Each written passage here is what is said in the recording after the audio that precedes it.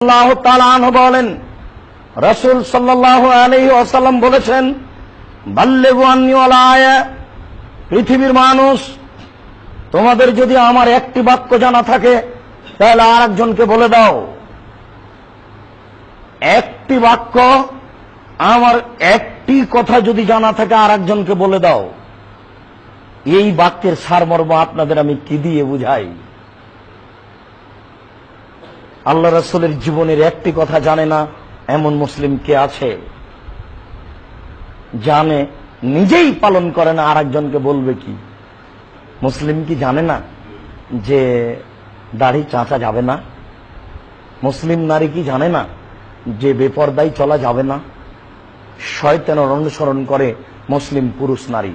বিশ্বাস করুন, হিন্দু লোকটার কাছে শয়তানের কোনো কাজ নেই, হিন্দু মেয়েটার কাছে শয়তানের কোনো কাজ নেই।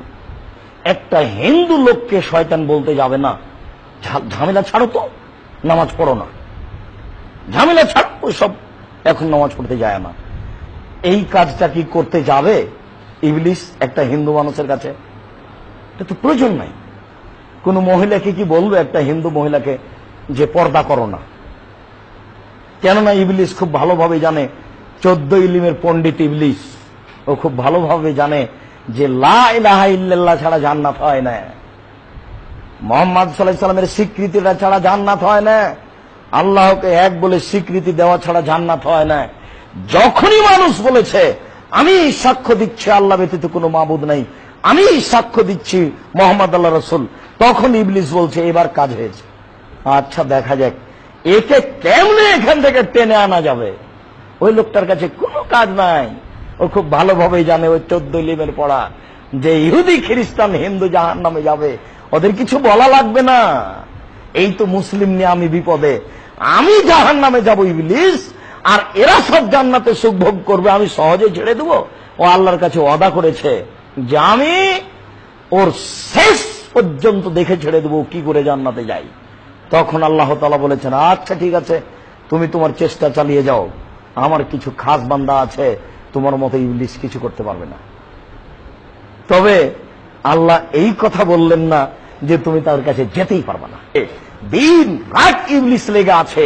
এই যে আপনি বসে আছেন এখানে, যে কত শয়তান আছে, যদি আপনি বাস্তব দেখতে পাতেন তাহলে বুঝতে পারতেন শয়তানের চেষ্টা প্রচেষ্টা। আপনি পড়ছেন বসে বসে, চট করে মাথায় জাগলো যে আচ্ছা একটু বাজারের দিক থেকে ঘুরে আসি। আচ্ছা এটা কেন জাগলো? এটা হলো জিন শয়তান। আল্লাযীনা ইউওয়াসবিসু ফি সুদুরিন নাস মিনাল জিন্নাতি ওয়ান নাস।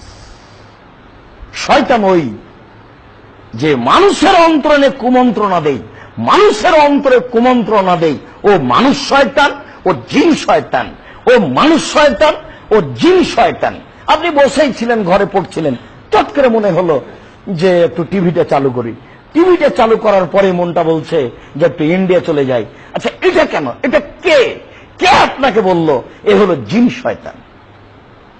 একজন এসে বলছে আরে চলো যাই সিনেমা দেখে আসি, আরে কত কে পড়েছে, এ হলো মানুষ শয়তান। আল্লাহ তাআলা বলছেন মানুষকে ভুল পথে নিয়ে যাওয়ার জন্য দুইটা পথ আছে, একটা মানুষ শয়তান আর একটা জিন শয়তান। আর মানুষের ভিতরে একটা জিনিস আছে, সেটার নাম নাফস, আত্মা।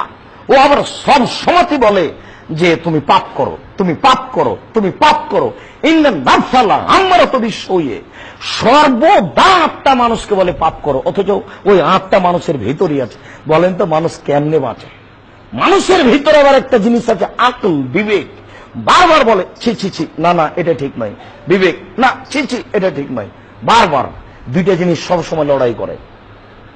আত্মা বলে পাপ করো, আর বিবেক বলে না। দুটাই মানুষের ভিতরে আছে, এটা ভিতরের জিনিস। আবার ইবলিস আছে, কোটি কোটি শয়তান আছে। এর উপরে মানুষকে হকের উপরে টিকে থাকতে হবে। জান্নাত এমনিতেই হয় না। তাই তো আপনাদের বলি যে জান্নাত কি পড়ে আছে? জান্নাত রাস্তাঘাটে পড়ে নেই, জাহান্নাম রাস্তাঘাটে পড়ে আছে। জান্নাত পাওয়া পড়া খুব টাফ ব্যাপার। অনেক ত্যাগ তিতিক্ষার পরে জান্নাত, অনেক নিয়ম নীতি ফলো করার পরে জান্নাত, অনেক পরিস্থিতি পার করার পরে জান্নাত। যখন আল্লাহ তাআলা জাহান্নামকে সৃষ্টি করলেন, বললেন জিবরাইল জাহান্নাম দেখে আসো। দেখে এসে বলছে তোমার মর্যাদার কসম, তোমার ইজ্জতের কসম, তোমার সম্মানের কসম, জাহান্নামে কি কেউ যাবে? হায় হায় হায় হায়, একদিকের আগুন আরেক দিকের আগুনকে ধরে খাচ্ছে, একই কথা। আবার আল্লাহ বললেন ঠিক আছে এবার দেখে আসো। এবার দেখে এসে জিবরাইল বলছে জাহান্নামে যাবে না এমন কি কেউ আছে? তার মানে এবার তার ধারণায় সবাই জাহান্নামে যাবে। কেন? হযরতুন নার মিনা শাহওয়া বিশাওয়াত, মনের ইচ্ছা দ্বারা জাহান্নামকে ঘেরা আছে। ওই যে মন আদেশ করছে পাপের, সব সময় মনটা মানুষকে পাপের আদেশ করছে, আর মন চলে শয়তানের কথাই। আর শয়তান কোনদিনই মানুষকে ভালো কথা বলবে না, ও আল্লাহর সাথে ওয়াদাবদ্ধ, কোনদিন ভালো কথা বলবে না। ও আদম আলাইহিস সালামকে বলতে পারে ফল খান, ফল খান, ওই আপনাকে জান্নাতে থাকতে দিবে না, এই জন্য আল্লাহ বলেছে ফল খান, আমি হচ্ছে আপনার উত্তম উপদেশদাতা।